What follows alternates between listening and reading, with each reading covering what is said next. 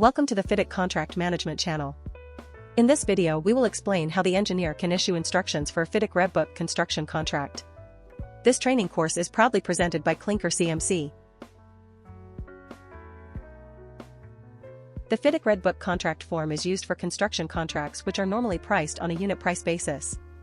To manage the contract in a clear and transparent way, the specification should have an administration requirements section which describes the obligations about which forms to use, the workflow process, meetings to be held and reporting. This module is about the instructions which the engineer can issue under subclause 3.5 of the general conditions. Be aware that only an authorized engineer or its assistant with delegated authority can issue instructions. The contractor shall comply with an instruction. The engineer can instruct a variation. The contractor shall immediately notify the engineer if it believes that the instruction constitutes a variation, or they have other objections. If the engineer does not respond within 7 days, then the instruction is deemed to be revoked. In the next section we will explain the instruction process on a flowchart. The instruction process starts with the engineer who must prepare the instruction. The engineer shall clearly indicate whether the instruction is a variation or not. The contractor shall review the instruction and notify the engineer if it believes that the instruction is a variation or have other objections. If there are no objections, then the contractor must comply with the instruction. The engineer must respond to the contractor's notice within 7 days. Depending on the answer, the instruction can be confirmed, reversed, or changed. Unless the engineer reverses or revokes the instruction, the contractor must comply with the instruction.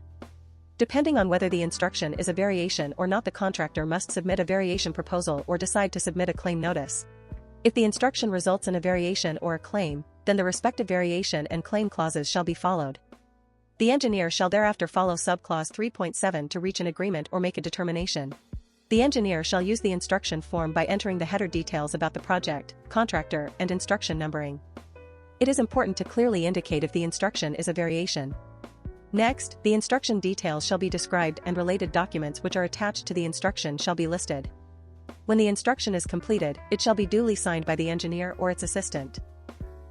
Subsequently, the form and attached documents can be sent to the contractor via the document management system or contract management system.